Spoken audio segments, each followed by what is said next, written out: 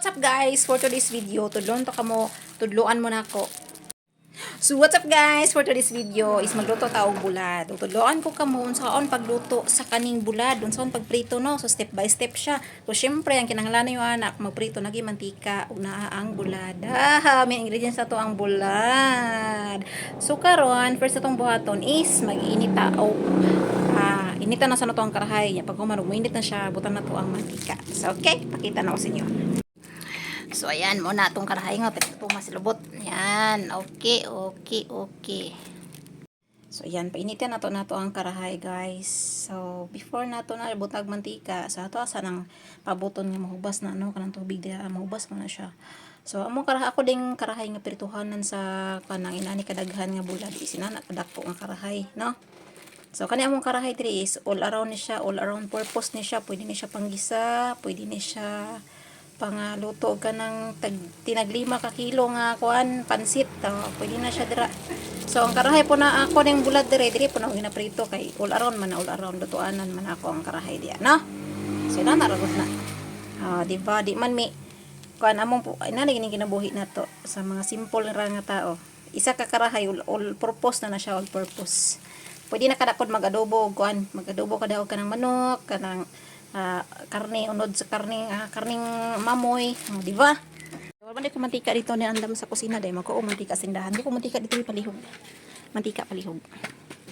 O diyan na akong karahay karahay, mantika dai. Dana akong mantika ang gikuha no kay init naman tong karahay. So butangan na to na siya og mantika ang atong karahay. So init na. Ilhanan dai mo init ng karahay, yun ang gulitan, charot lang. Atik lang bitaw eh. Milan mo nagmuinit na good ba kay musingaw mo na siya. So, ayan. So, ilanan pag minit na ang mantika, isin yung unitan. Atik lang. Ano, Roy? Milan na minit ang mantika.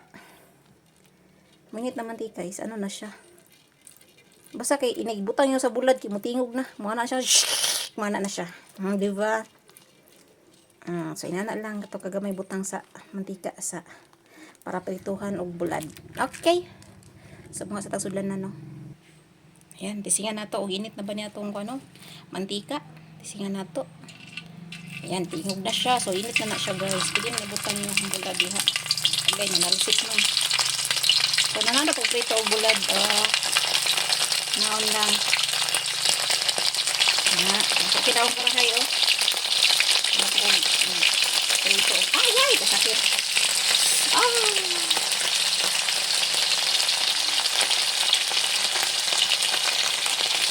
Yan. Okay. Nagpot.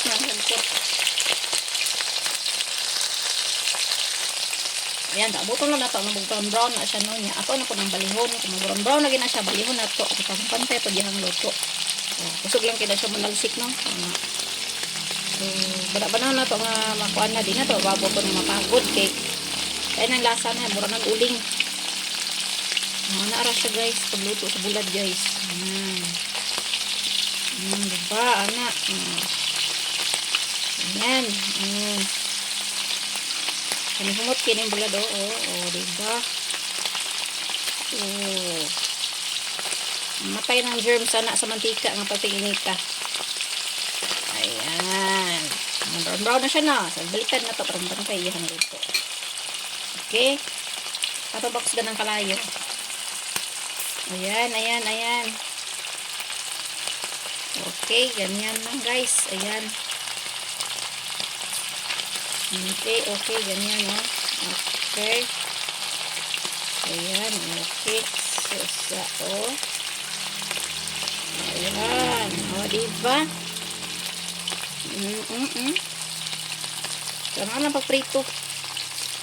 Kailangan na pagprito. Ganyan.